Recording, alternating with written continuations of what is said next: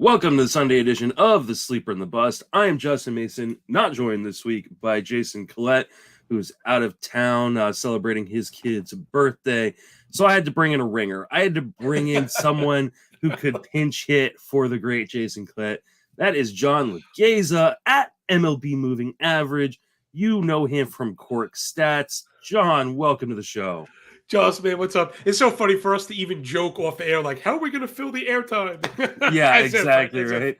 I had to find someone who could do it because you know me, I don't like to talk. So, although, isn't this funny? Check it out. As short as the outline may have been, I feel pretty confident saying I don't think we could actually cover it all, right? It'd be impossible to cover it all. And in case you're wondering, the outline just said baseball. Yeah, exactly. There's no way we're actually going to get through everything in an hour, but we will try our best. Remind everybody where you can reach on social media.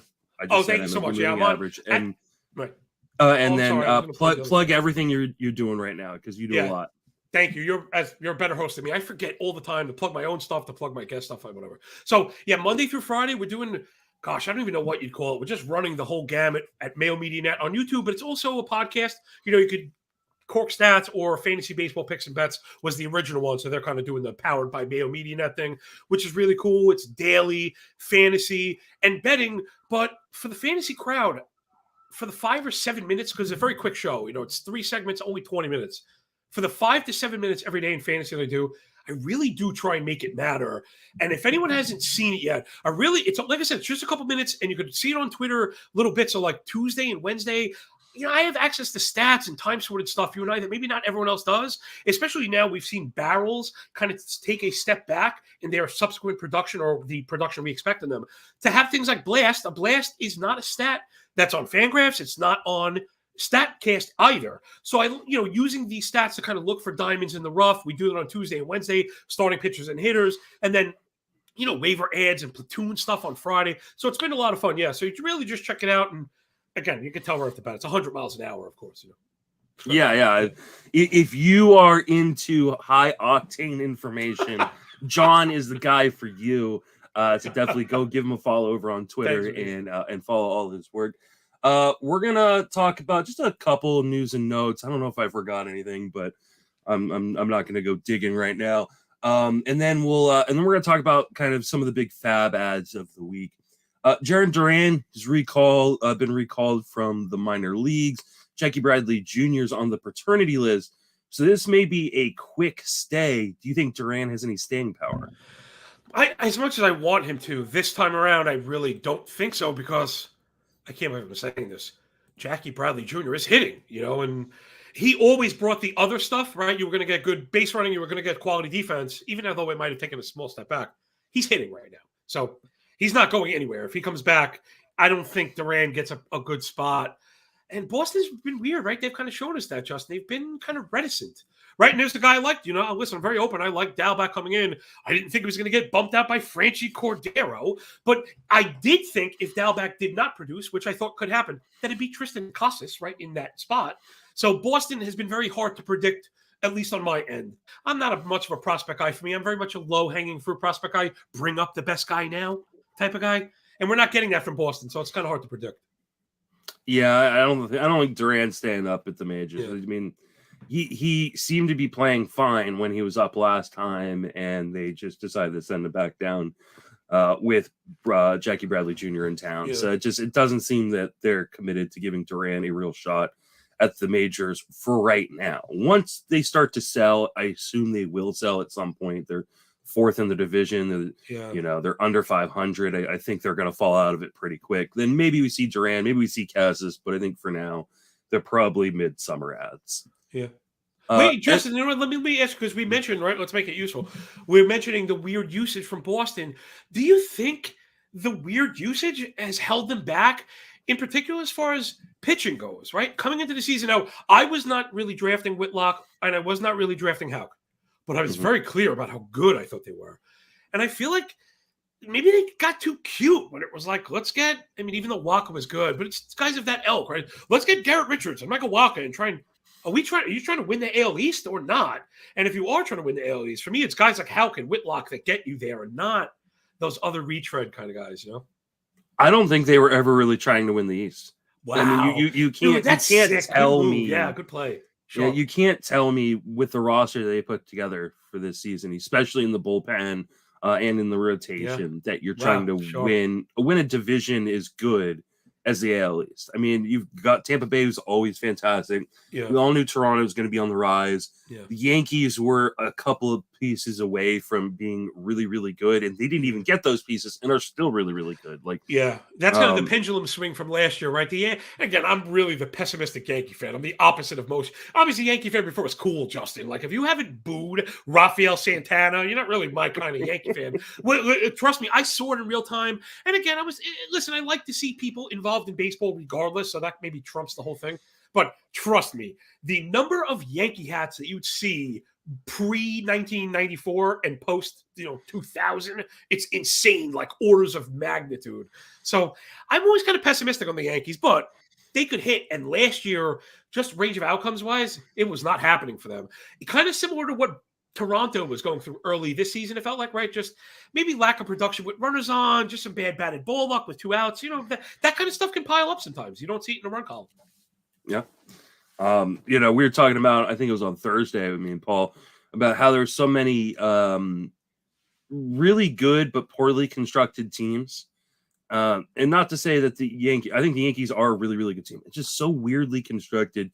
Imagine if they had constructed that outfield, especially a little bit better defense. Like, man, that could be a really, really good team. Like one of the greats, yeah. And again, gosh, it makes me feel dirty talking about the Yankees in this manner. But yeah, you're right. And I think part of this is trying to build a boat in the middle of the ocean, right? We've had this kind of distinct change in the run environment. And now within that change, we're now experiencing another change. Mm-hmm. So I think now looking forward, I don't think the Yankees would be behind guys like a Gallo, right? Because we've seen, whatever, not to be too dead, but to oversimplify, it seems like at least hang time is the enemy of the home run right now, right? Mm-hmm. And Gallo is the hang time king, right? This guy's hitting or the 35-degree barrel, right? That the barrel on the high end. I think we need to clip that very top bin, that top 5 degrees off of a barrel, and I bet you would probably make it more impactful because those seem to be the balls that are not working, and those are the kind of guys hitting them. Yeah. Moving on to Edwin Rios, he hits the IL, I think, with an abdominal tear. Yeah.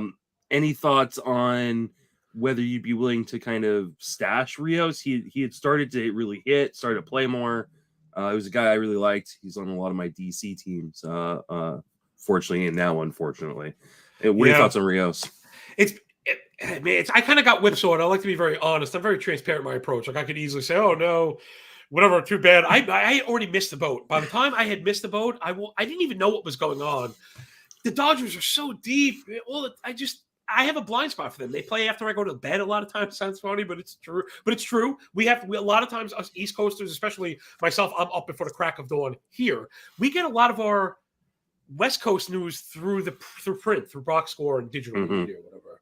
So I kind of missed Rios, and then I started seeing that he was hitting against both-handed pitchers, and was like, "Oh no, this could be the guy." A lot of people have been talking about in a recent pod. It might have been one of the athletic pods. Rios would probably be starting for 8 or 9 teams right now. Yeah. So if you do have a spot, like, yeah, I might cut like a lesser injured guy to fill him in that IL spot, because in IL leagues, I know it's something you talk about a lot, which I really love your work so much, Justin, is we get very NFB centric because it's the easiest to compare and it probably is the most rigid format. But a lot of people have IL spots, and there's a separate layer of strategies to playing those. And I have it in my home league, and you really want to be sharp. I didn't realize that I have guys in my home league. They draft the last 3 rounds as all injured guys because they know they're going to auto store them and get new free agent guys, and it's very sharp. Yep. You should be doing that. You should be maximizing those IL spots if you can. I think he's one of those guys that if you can hold him, Max Muncy's progression in his rehab starts has been kind of slow. He hasn't even looked particularly good yet in those rehab starts. So I would try to hold on to Rios. I really like I said, if he was on a different team, he'd probably be a full-time starter and be a pretty darn good player. So speaking of potentially a pretty darn good player, Travis Swaggerty is making his major league debut today. Now, if you are playing an NFBC, That sucks. Sunday debuts suck because you cannot pick them up that night in FAAB.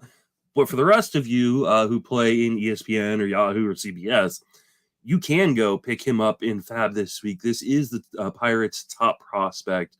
What are your thoughts on Swaggerty? Is he worth a grab? Well, I'd like to profess my love quickly for James Anderson. Thank you very much, James, because he's my prospect guy for all the work I do, Justin. I'm, again, very transparent. I outsource my prospect work. I feel it's a specialty sector of ours, right, in this thing of ours. And James, to me, is the best because he is so reticent of drafting prospects. But when James is actively drafting players for this current season, draft and hold or not, I circle those guys. So it was Riley Green and Travis Swaggerty. So I'm really excited because I have him in quite a few spots in draft and holds. I don't know if he's, I guess we'll get a week to see if he's 12-team relevant. But to the strategy with that, I have found, I mean, home league's got a bad rap. My home league is extremely sharp. You can't really wait a week to see if he's good. You know, you kind of have to get on it now. So I would suggest going for it. Pittsburgh, unlike Boston, I am loving the usage. Now they were a little disappointing with Roanzi at first, and then O'Neal Cruz, but then O'Neal Cruz had a bit of an injury, so people are crying for him to be forced up. Let's wait till he's healthy first. But right now, it's everybody we want to see. I mean, Tucupita Marcano, he yoked Bueller and Julio Urias back-to-back days. That is not nothing where I come from. So, I just like that they're pushing people forward. So the Pirates is a place of opportunity, something you talk about all the time. Shopping in the bad teams. Because those opportunities are the commodity of which our game is based on. But people get so hooked on these stupid jerseys. You know what I mean? Like, you chase Miguel Andahar, who got optioned, right? And I'll chase Travis Swaggerty. Yeah, I mean, Swaggerty, I think, is the must-add this week if you're in any spot where he's available. Unfortunately for me, I play mostly NFBC, so he's not going to be available for me, I don't think, in any leagues. But he's got power, he's got speed. The only concerning thing is he went from a guy who's striking out about 20% of the time last year in AAA to a guy who's now been striking out 20% of the time in AAA. That's a bit concerning when you're now going to make that jump up to the majors. And James Anderson, great guy, one of the guys I rely on for a lot of my prospect stuff as well. He talked about how AAA doesn't have as strong of pitching as it used to. And so a little concerning to see that strikeout rate. I still think he is a potentially impactful bat. I'm surprised the Pirates are bringing him up as early as they are, but like you said, they've been aggressive on everybody except for O'Neal Cruz, which is the guy I need them to be aggressive on. It's holding on to him. I know. I've been holding on to him for way too long. Yeah. So, yeah, I think I would be somewhat aggressive. I think he, in a $1,000 FAAB league, he's at least a $50 bid. Justin, can I ask you a question on Swaggerty? Because I'm looking at it, and you do get power, but I think without the speed, I'm having trouble. 12-team roto, absolutely, because of the speed. 12-team point leagues, he's never really been a big kind of OPS guy, and I'm not sure if I have him there yet. How about for somebody like me? Do you think I need to jump on him in head-to-head leagues where it's, like I said, points is not necessarily OPS, but OPS is the best way to translate it, I think. That's a good question. I don't play a lot of points leagues, but especially if he's going to strike out at the rates that he has in the minor leagues, that might be a pass. Well, he does a walk, so you get the extra points for the walks. Right. Point leagues are funny because they're very now, right? It's very and you need a lot. You need everything now, and it's what have you done for me lately? So I'm not sure. I added Swaggerty to my bid list, and then I removed him, and it's been fun, and I really enjoy covering point league stuff. And it's funny, it's not, I don't know, it's just not very popular. It is popular with people. It's not popular as far as coverage goes, but I enjoy talking about it, because there really are other strategies here. I'm interested to see what his playing time situation is going to look like too, because they brought up Cal Mitchell. Obviously he's not taking Brian Reynolds' spot, and Swinski has been playing somewhat decently. Yeah, it's full. Yeah, I mean, I guess they could just, sit or platoon Vogelbach and Chavez, but Chavez is playing so well. Why would you want to do that? Yep. I don't know. I think in a points league, I'd probably be a little bit less aggressive. Yeah, I think I'd try to add him just on the case he's got, because he's got that upside. But I do worry that when you're kind of banking on week to week stats, he might be pretty streaky when he first comes up, especially if that strikeout rate holds. Yeah, that's funny. The Pirates right now are the best daily team. Right? If you have a daily moves league or you're into daily fantasy, DFS, jock market, whatever, the Pirates are where you want to be because they have a lot of impact. You mentioned Chavis, man. Chavis killing lefties and stuff like that. You'll get them on those days super cheap and guys like that float your offense. Yeah. The Pirates are. I love the bad teams, man. I really do because I love the production of bad teams. It so often gets overlooked. Yeah, I think that's exactly right. I think on a bad teams, guys tend to kind of just write them off before they get a chance. Swaggerty's a legit prospect too. He's a. I don't think he gets enough love out in kind of. They're almost a lineup, Justin. Don't look now. This is almost a lineup. This was why I was so high on O'Neal Cruz and Brian Reynolds coming in the start of the season because I was like, this lineup is better than people are going to give it credit for. Like they are not the A's rolling out a crappy team, day in and day out. This is a legit, potential major league lineup. And I'm playing 500 ball. I have some cool stuff because I have all my handicapping sheets up. So Pittsburgh Pirates, this is year to date. Again, I just have these things up already. Second in the major leagues, year to date in zone contact rate. So it's not it's as big of a sample as I can give you all the entire season. And also, check this out. They are top 5 in chase rate, below 30% as a team. They're doing a lot of disciplined things. They're top 10 in walk rate. So these are things we kind of look for as far as, especially in terms of maturity with such a young team, as far as birth age goes. There's a lot to like about this Pirates team, man. There really is. Funny. You never thought we'd be saying that, but it's true. Let's move into some more FAAB stuff. Edward Cabrera came up and made his 22 debut at Colorado and put up a gem. 6 scoreless innings, struck out 9. There were 4 walks in the outing. Are you going to grab Edward Cabrera, who actually lines up to face the Astros this week? Man, it's too bad. I was liking the Astro matchup. I was hoping he was going to get beat up in Coors, frankly, and to keep the price down for this weekend. The gem in Coors probably did all that eliminate that from happening. The advanced stats, though, granted, there's only one game, though it was in Coors, were just off the page, swing strike stuff, ridiculous. How about this? He had a 55% whiff rate on the 4-seamer. He had a 45% whiff rate on the changeup. He had a 50% whiff rate on the curveball. All the X-slugs, the highest X-slug was 130. So just not even a ball that was caught. No one touched anything. He was as good as you could be in a single start. So you add him, even if you're going to sit him against Houston, if you think I might have been out of character, because the Houston offense really is very good right now. I'm trying not to go up against him. Cabrera is whatever you got to spend, to be honest. He really is. I hate to be like, it's never all in. You need to save money for $0 bid leagues, but then you should do the math. If we have 16 weeks, save $3 a week or $4 a week, and whatever's left of that, that's what you spend on Cabrera if you need it, because I think he's pretty much the last one, right? Grayson Rodriguez is hurt. He's hurt, yeah. And we don't know about that right now. We can't project this season production for Grayson Rodriguez as much as people want to. Don't throw things at me. I'm sorry. Brian Bello also, but we mentioned that Red Sox usage. So right now, the most coveted piece to have is Edward Cabrera. He's the most coveted piece in the entire game, I think, in covering all the ancillary leagues, minors and whatnot. So you got to go for it. Whatever you got, I think that's it. He's the nut hand, Man, he scares the crap out of me. I love Edward Cabrera. I think he is extremely talented. The problem is the walks. And if he loses his command, those walks will come back to bite him. He's going to be one of those guys who's going to put up 3 really good starts and then put up just an atrocious one. Hopefully it's telegraphed, Hopefully they telegraph it. We could avoid. But it's hard because there's no way you would have started him for this Colorado. I can't imagine many people started him at Colorado. I would not start him. But now you might going forward. I wouldn't. No, I just no. There's just too much potential for blow up.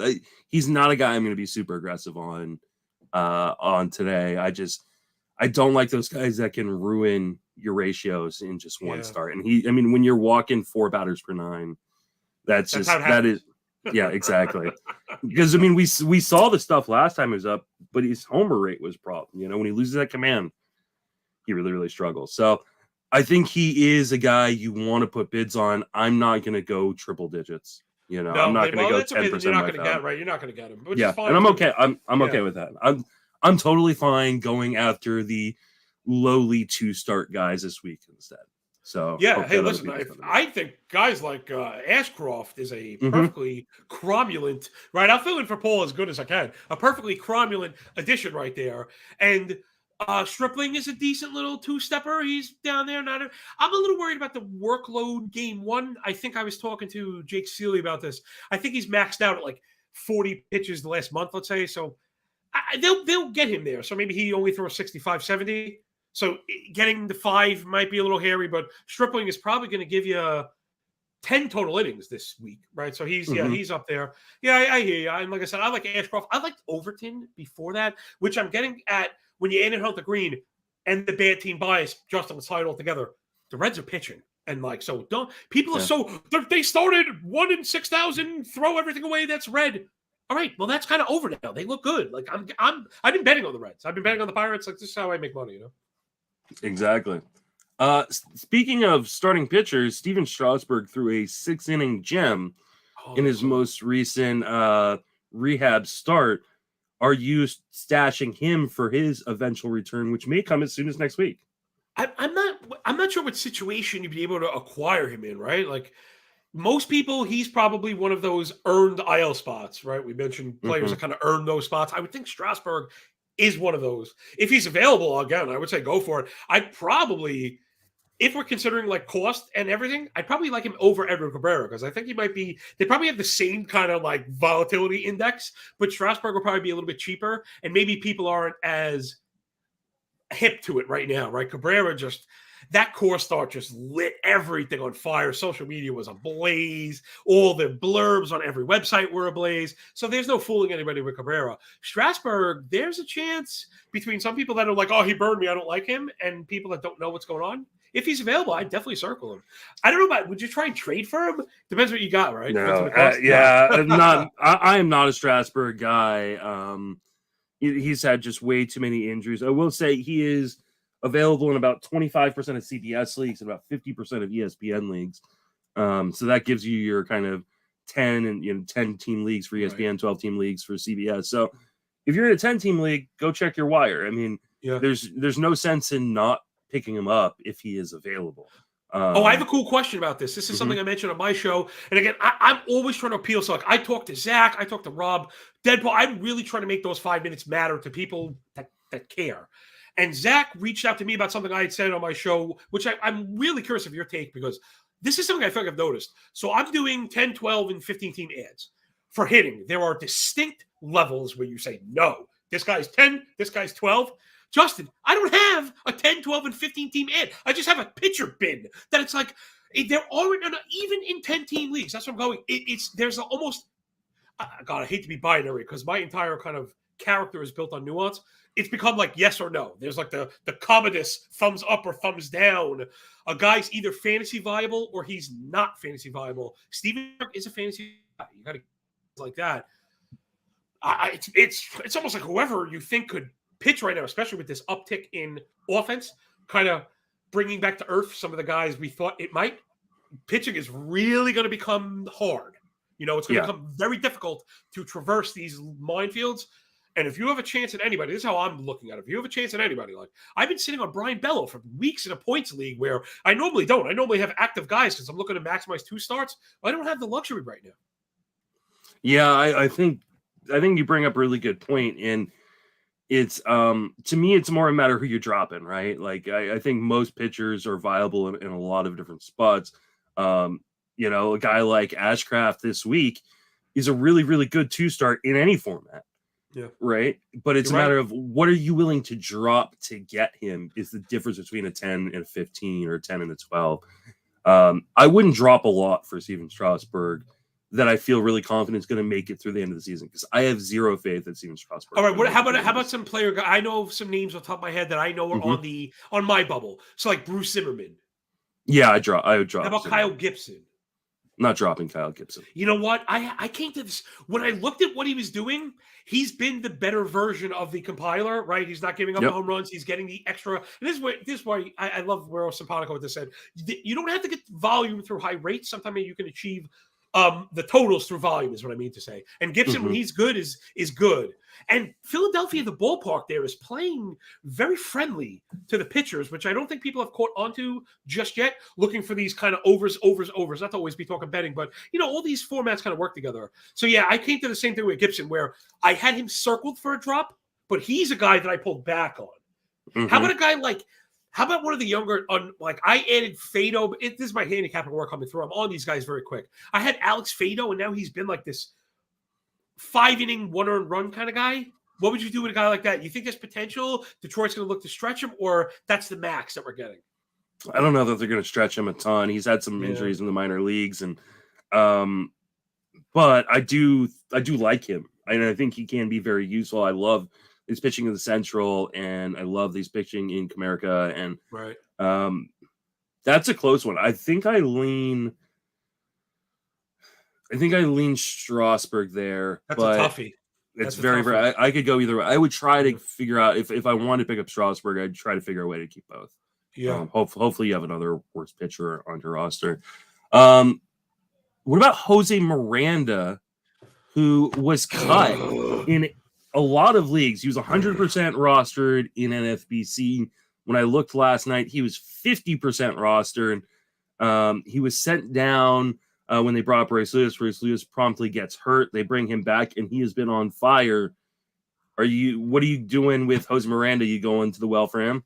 I'm pulling my hair out. There's a clump behind my head that you can't see of missing hair. There's just a guy that I like because of the potential. The opportunity, like you mentioned, was there. He played himself out of full-time playing time into a platoon. Just this Friday, when I did my look ahead, he was a sit because the games that I did not think the plate appearances were there. And then, of course, he goes out and rips 2 ding-dongs right off the bat. After I started him in the beginning of the week, got Ugats, I benched him in the back end and didn't get it. And, man, I really feel the fool. And sometimes I think there's a lesson. Again, we both wear our L's pretty much on our sleeves. Maybe outsmart ourselves sometimes, maybe not. I think over the time, these decisions do lead to the optimal result. But, man, under the magnifying glass, it stings. And now we're stuck because I had him circled as a drop, right? I've already dropped. Dalbeck's already dropped.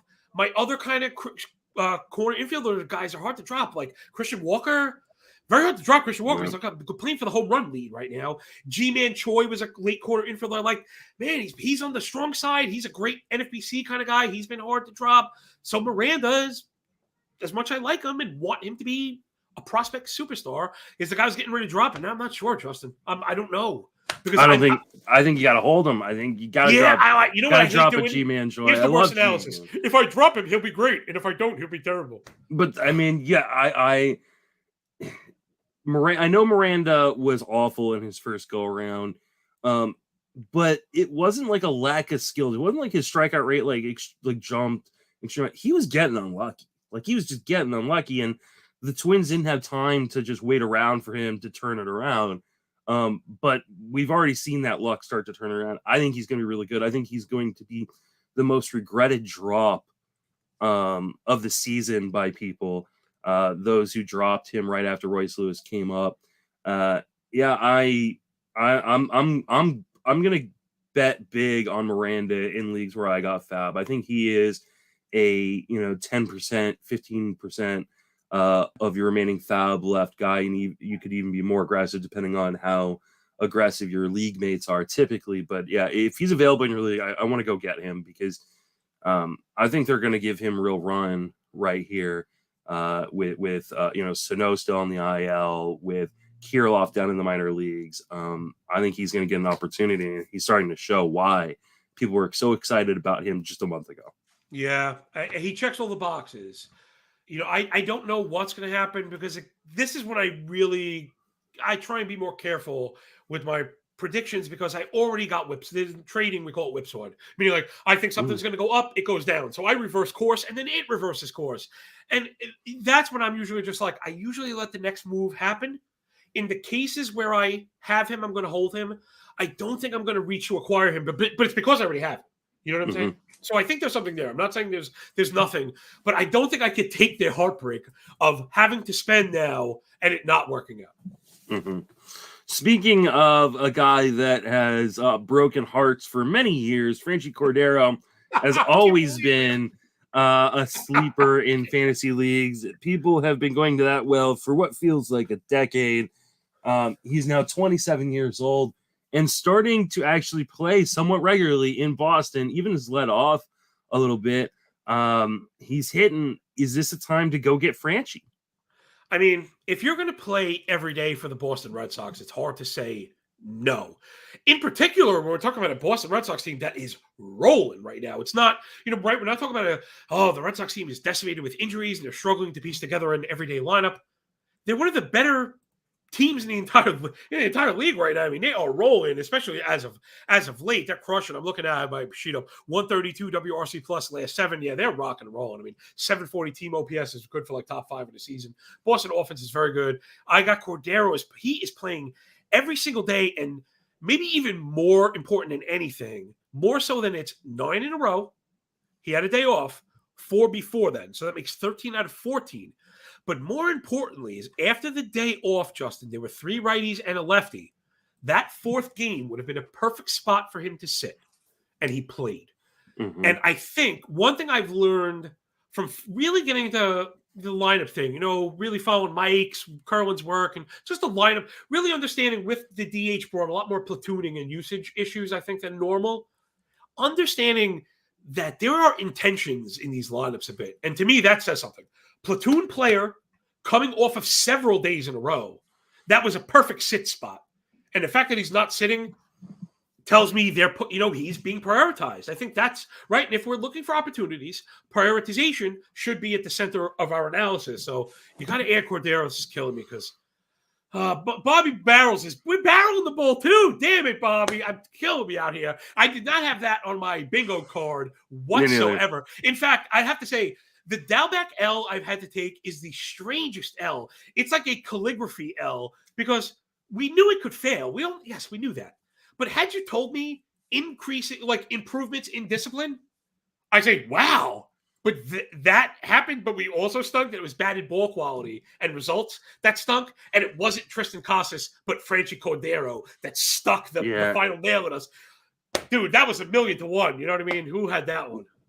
When Casas didn't come up at the end of April, early May, I was like, oh, maybe Dalbec does have some staying power. But I didn't have Cordero either on my bingo card. They added Ramos. Remember that? Yeah.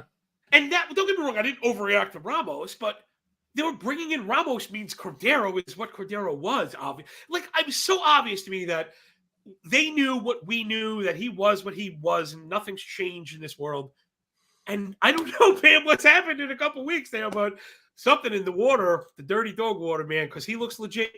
I'm not into being stubborn, especially with offense has been tough right now. You got to get with a guy with the opportunities. He's got the best contextual surroundings possible, right? Yeah, he's got and a 247 average is not even a sink anymore. So it's not at all. He's got power. He's got speed. He's playing every day. He's first base and outfield eligible in a lot of formats, which is amazing. I love those guys at infield, outfield eligibility. Yep. So, he is a target in just about every one of my leagues this week. What about a lesser-known guy in Josh Smith, who's been playing somewhat regularly there for the A's, third baseman? He's got some speed as well. He's let off a few days himself. Any interest in deeper leagues in Josh Smith? Yeah, I think this goes just the bad team and opportunities thing. I don't think I'm dropping anybody wild for these kind of athletics because this already feels like Kevin Smith. I'm sorry. He's on the Rangers. That was my bad. Oh, Yeah, well, what I should have led with was that I hadn't heard the name until Zach hit me up. Me and him trade kind of FAAB names, and I had never heard of him. That was my actual response. So when you fed me the name, I was hoping I was good, and I didn't circle back. So that's okay. Let's just take out whatever. My forehead is like permanently stamped with pills anyway. Like, you know what I mean? Like, seriously, I love when people think they're going to rub that in our faces, as if as a professional handicapper, I don't have to deal with hardcore financial loss every day. You think like you tweeting emojis at me is going to hurt my feelings. But anyway. So again, it's the same kind of idea. Although, man, Texas has been showing me, this probably ties in what we mentioned before with Pittsburgh. They're being aggressive with their pieces. They're looking through like the L7 lens, right? The Texas Rangers are looking at what's working right now, but they're trying to put that piece to the front. So I think anybody with opportunities, man, get with it. I can't believe how much time I spend on baseball, and there are players that I don't know who they are. It really can be frustrating at times. But I'll be honest, I didn't know who he was until a few days ago. Like, I mean, I'd never heard the name it's Josh H. Smith, not to be confused with some other Josh Smith, apparently. He's got he profiles as a guy, and like this is one of those guys like you where I'm taking the information that other people have done, because I've never really, before a few days ago I'd never seen him play. He doesn't project to have like a carrying tool in fantasy, which is usually not guys I love, especially when they're newer prospects, because any struggle, there's nothing that makes him stick.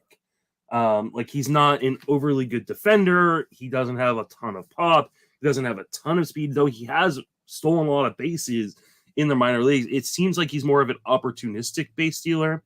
That being said, Texas will run. He seems to be getting playing time. He's led off the last 2 games. I think in a deeper league, he's worth a few dollars. In a 10 and 12, you're putting him on your watch list for the most part. Yeah, well, there's a couple things I could tell from even my kind of, my novice style of minor league analysis. I see a ton of double-digit walk rates. In fact, it's the standard, and it's a high double-digit, meaning 12 plus, as high as 14 regularly. So that's always something that I definitely like right off the bat. Yeah, the power column looks a little light, but last year across, man, it was 4 stops, and I really got, now my calligraphy L is now a capital L, that he was a Yankee on top of it all. Man, actually 4 stops, which is also something I like, because he's getting promoted, although he got moved. 9 and 4 is 13. 17 and 9 is 28. That's not bad. I mean, it's a little bit everything, and the average is extremely high, although I'm done taking losses. I would have to look at the ballpark surrounding there, because back to what James had been teaching us, batting average in particular, in some of these Babbitt parks are a bit high, but man, the Josh Smith batting averages, 324, 333, 320, 295, 294, 273 even in AAA this year, and now the gaudy 417 in the small cup of coffee. But bottom line is, even across several hundred plate appearances, he's a 300 hitter. So I think you got to like that. Kevin Smith really broke my heart this year from Oakland, but again, don't be stubborn. I'm just not going to be stubborn. If I can get my hands on him, luckily FAAB is not till tonight, and I will not be stubborn. I'm going to put him on my lists. So speaking of which, he was part of the Gallo trade. So that's how he got traded. Oh, see, there we go. I was too busy tweeting that emoji of the hand doing this. That like, hey, yo, that emoji thing.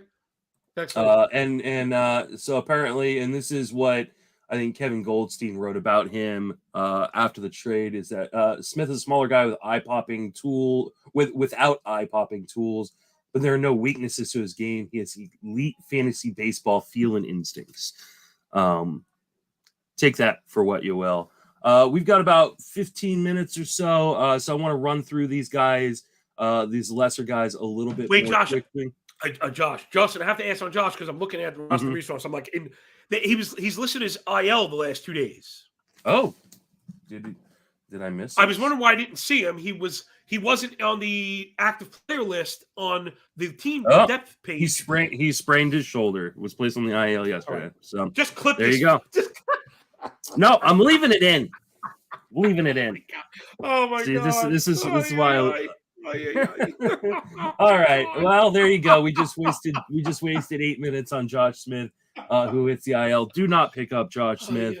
Oh my gosh. Hopefully people make it to the end of that to speeches before we screwed him. John Birdie, this is your yearly are you picking up John Birdie chance?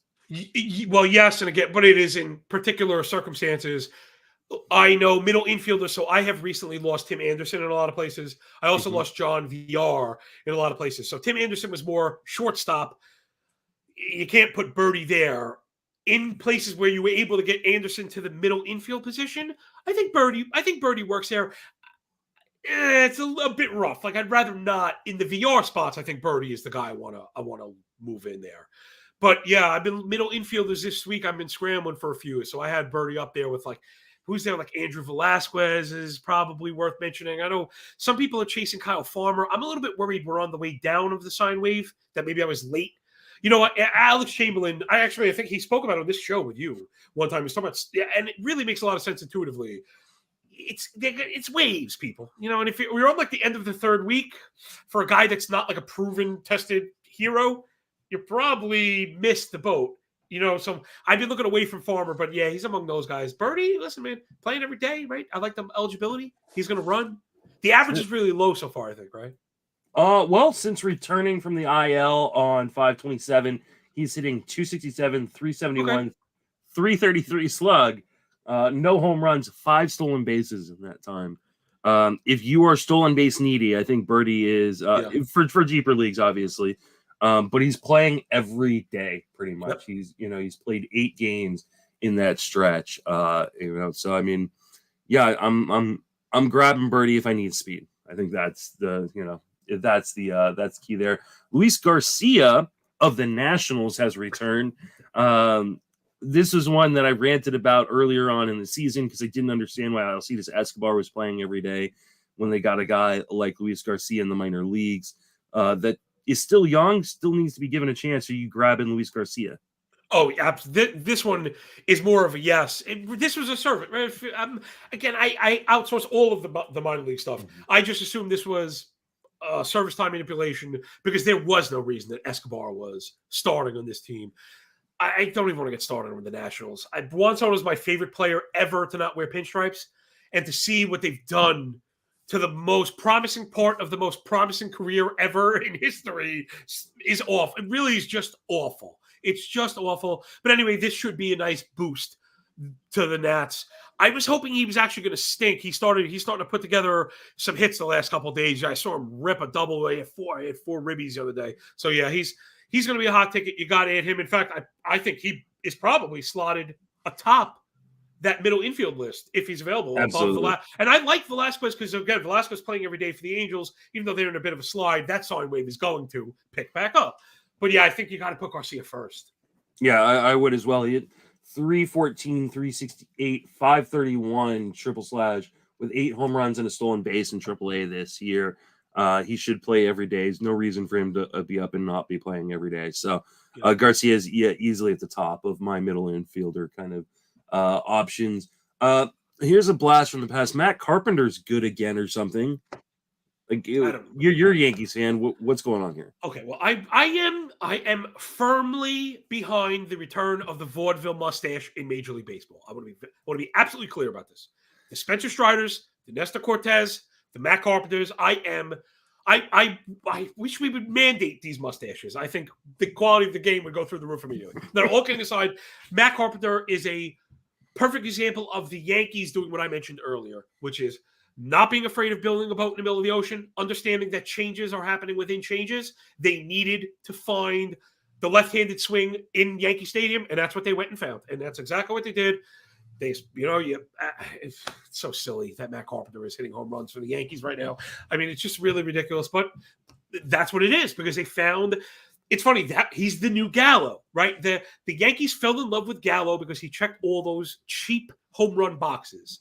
But now that we clipped that top bin of launch angle like we did before, Gallo is not Gallo. He's not a 47 home run Gallo. He's like a 28 home run Gallo. And a 28 home run Gallo that's going to bat 157 is not viable in the major leagues.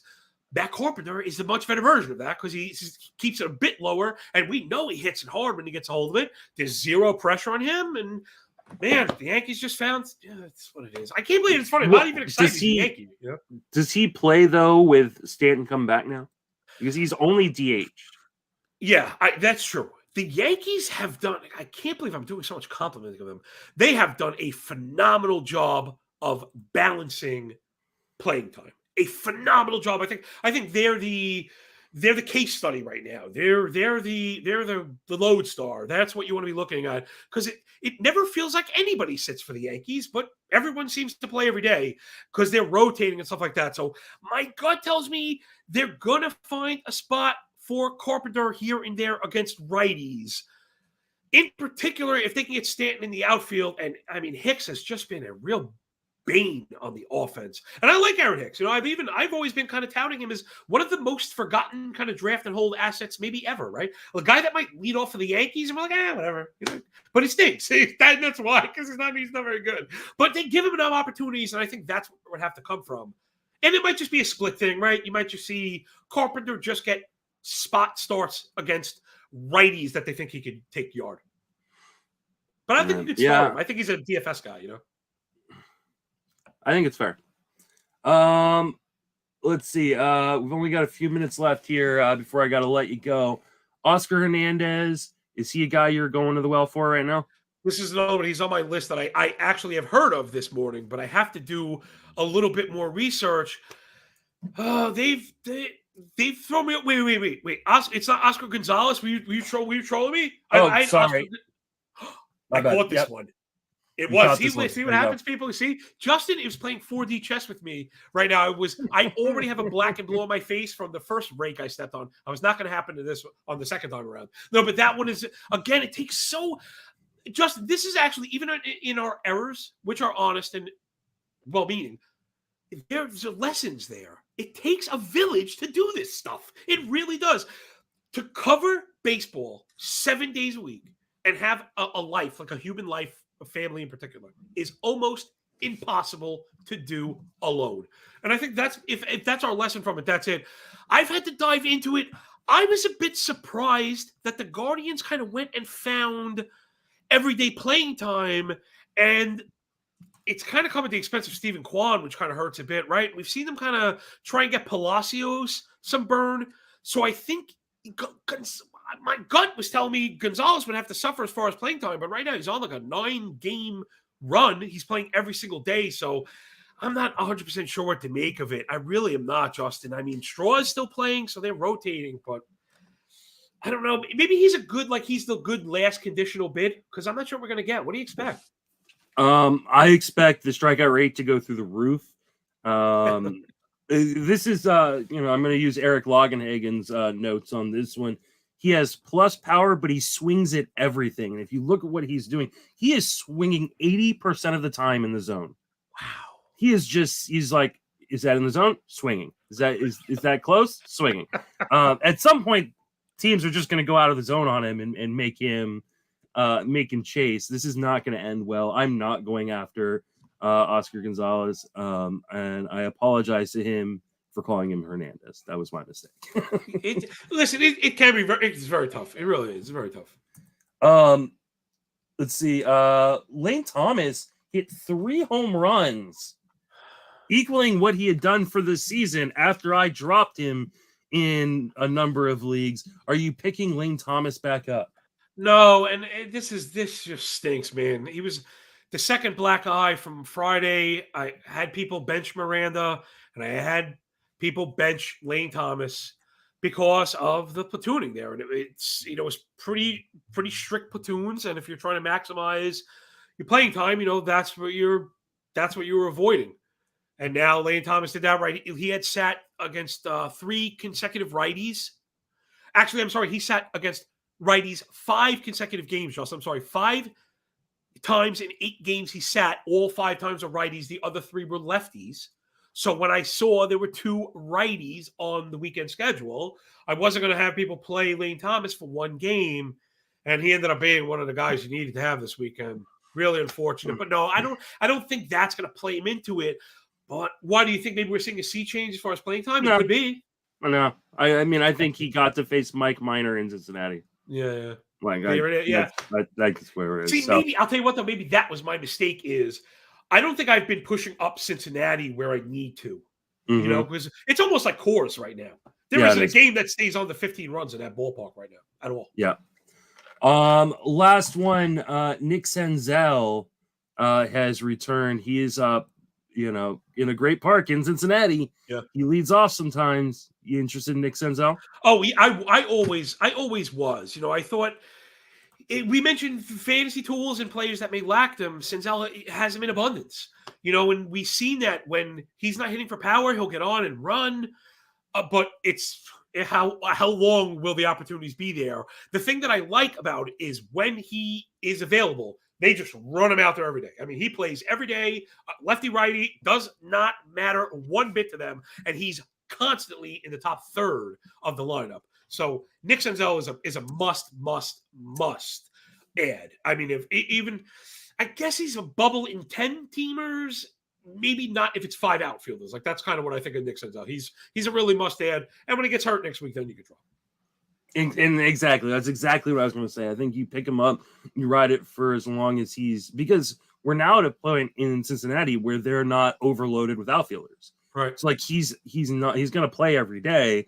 He has the tools to be great. He just gets hurt all the time. Yeah. So you just drop him once he gets hurt and you move on to the next guy. Yeah. It's been rough so far, but I think it's going to come, right? I guess I put that assumption on you. You think because he struggled so far, but again, he's still getting ramped up, really, to be honest. So I want to be patient with a guy like him. I can see underlying skills are fine. Like he's striking out 20% of the time. Zone contact is 91% right now. That's like good. He plays in Cincinnati. He hits in good spots in the lineup. Like I think everything you look for in a guy who could break out is right there with Nick Sanzell. So I'm totally fine, kind of riding through what he's doing right now, and because I think there will be goodness coming. I just always want to bet on a guy like Sanzell. Yeah, he could change the trajectory of your season. Yep. John, thank you so much for joining me. Remind everybody where you can reach on social media and plug all your work again. Yes, Justin, thank you so much, man. This show, I was trying to save the end for me to geek out.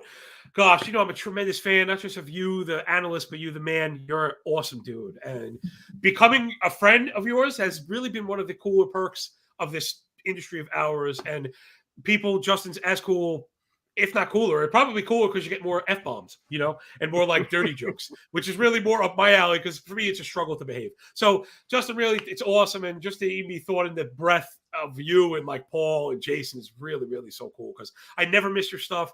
And I also never get on the air with you without mentioning that when I went through a several-year arduous recovery, you guys were there, for me. And I think you reach out to a lot of people in a way that maybe you don't think about sometimes. And your consistency is where I was going with this before I could plug my own stupid stuff. You can't find me. Just open your ears. What Justin does and how he's not recognized is probably more important. And we're in the point of the season now where people are beginning to fade. And not just quantity and quality, but the intangibles, the energy level, the good attitude, the smile, just the passion. And I know it because you can't fake this kind of funk, right? So, right, you know what I'm saying? You can't. I know it when I see it.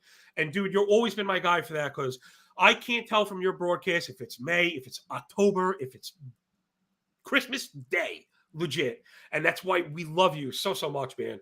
But your stuff's great, because you just bring it, man. You bring the heat, you bring the fastball every time. We didn't have a single damn note. One word, the word baseball didn't even have a period on the end of it, right? Didn't even have it wasn't even a bullet point. We didn't even have a bullet point, and yet, boom, that was as good as she gets. Whatever. Twitter, MLB moving averages. If you're into betting, but also I really like to push the fantasy stuff. I do game write-ups and algo scores, implied team totals. You just may want to look at it and see what's going on because, I'm putting work out for free that really is generally paywalled. It's been paywalled for years. People have had to pay hundreds of dollars for stuff. And now I'm just like, here you go, whatever. I have a Patreon page, but I haven't taken any money. It's free. They make you open a jar so you can keep the page open, but they're just hosting my stuff. So on Patreon, it's also MLB moving averages. And again, write-ups. I do my starting pitcher matrix every day, these advanced sheets.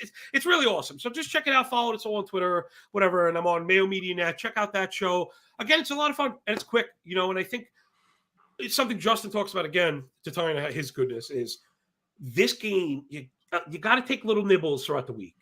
And we mentioned that with FAAB also. To try and do all the work at once, it just can't be done. We're not saying every day. You need to spend all day every day without stop.